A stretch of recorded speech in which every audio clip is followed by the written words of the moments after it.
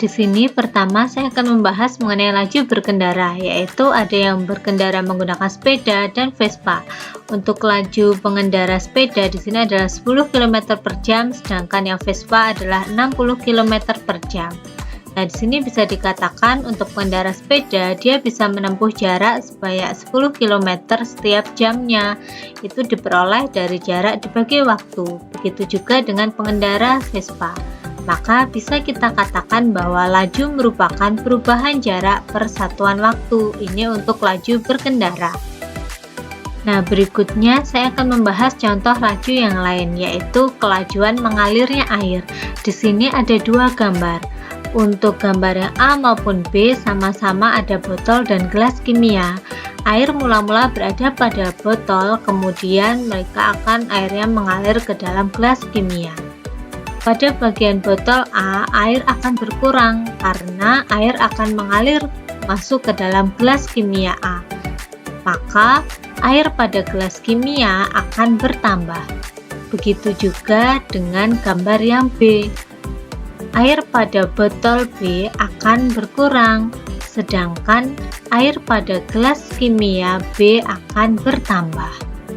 Maka, dapat kita beri kesimpulan laju mengalirnya air dapat dilihat dari dua cara. Yang pertama yaitu volume air yang berkurang dari botol per satuan waktu atau volume air yang bertambah pada gelas kimia per satuan waktu.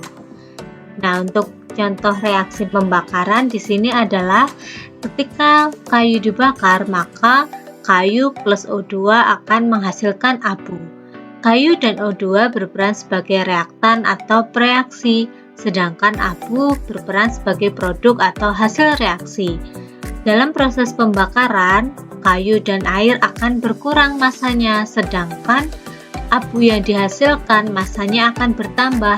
Maka laju reaksi pembakaran ini dapat kita tentukan dengan dua cara, yaitu yang pertama adalah berkurangnya massa kayu per satuan waktu atau bertambahnya massa abu per satuan waktu. Selanjutnya, kita akan membahas reaksi kimia secara umum. Misalnya, di sini ada suatu reaksi kimia. Dalam reaksi kimia pasti akan ada reaktan dan juga produk. Yang perlu kita pahami adalah suatu reaktan pasti akan berkurang, sedangkan suatu produk pasti lama-kelamaan akan bertambah. Dari sini kita bisa mengatakan atau menyimpulkan mengenai konsep laju reaksi kimia. Laju reaksi dapat kita katakan bahwa adanya perubahan jumlah atau konsentrasi reaksi atau hasil reaksi per satuan waktu. Laju reaksi dikatakan sebagai laju berkurangnya jumlah reaktan atau laju bertambahnya jumlah produk dalam satuan waktu. Notasinya bisa kita perhatikan di sini. Laju disimbolkan sebagai V, di mana ketika yang berubah adalah R atau reaktannya, maka tandanya adalah minus yang menunjukkan reaktannya berkurang. Sedangkan untuk produk ditandai dengan delta konsentrasi P, di sini lambangnya adalah plus yang menunjukkan bahwa konsentrasi produk pasti akan bertambah. Laju reaksi berbanding terbalik dengan waktu, maka kita dapat simpulkan bahwa V sama dengan seperti.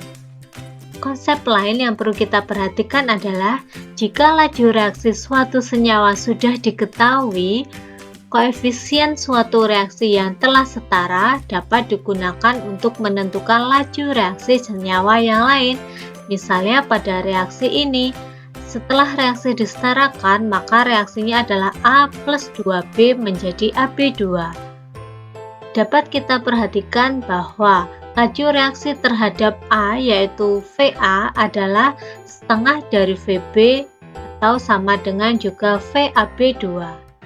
Nah, di sini misalnya laju reaksi untuk ZB atau VB adalah 2 molar per detik. Jika salah satu lajunya sudah diketahui, maka kita bisa mencari laju reaksi Z yang lain dengan menggunakan perbandingan koefisien.